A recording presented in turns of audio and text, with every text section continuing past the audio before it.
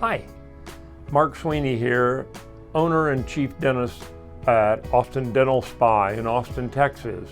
Today we're going to be talking about a subject near and dear to a lot of people's hearts, including mine. What happens to your mouth as you get older? One of the main things that I see, you can't open a magazine these days without seeing something about anti-aging. The dermatologists have certainly caught on to that.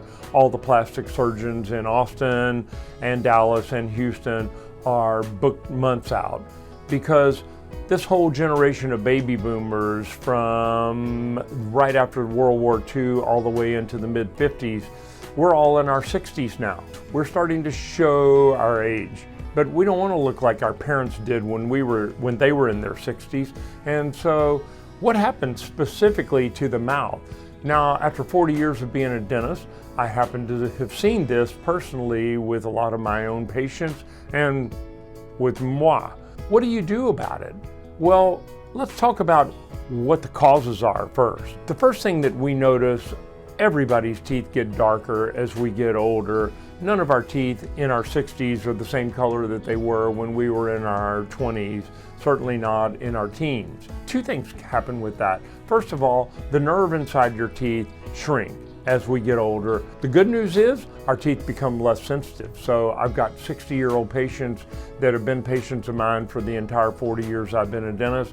When we were in our 20s, you couldn't go near their teeth without a little bit of anesthetic, sometimes a lot of anesthetic. Now, in their 60s and into their 70s, we can do small fillings, we can replace crowns, we can do the maintenance treatment on their teeth without any numbing, without having to use anesthetic, because their teeth aren't as sensitive. That's the good news. The bad news is, as the nerve shrinks inside your teeth, they get darker, and they also get less strong. They become more brittle, so they're more likely to fracture. So we see a lot of people into their 80s and 90s that have little chips and broken pieces on their teeth because just wear and tear, and the teeth have gotten more brittle. So it requires some repair.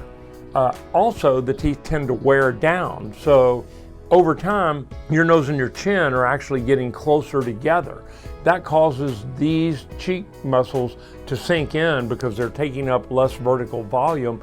It also, as your nose and your chin get closer together, these lines from your nose to your edges of your mouth become more prominent because this same skin is taking up less vertical length.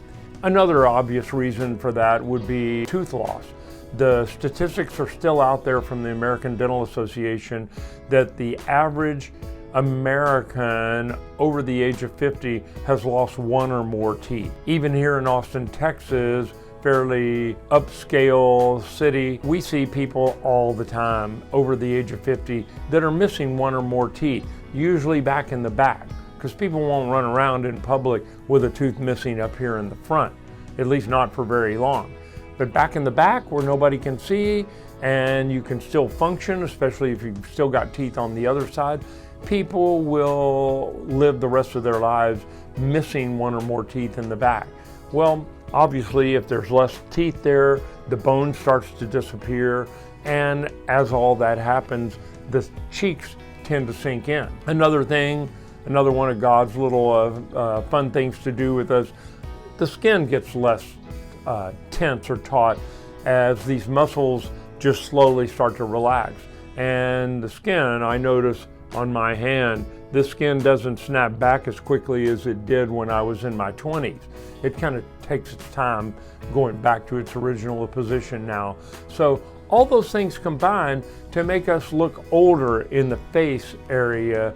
And so what can be done about it? So in the next video, we're going to talk a little bit about how your dentist can help you with the anti-aging process and staying more youthful and vibrant.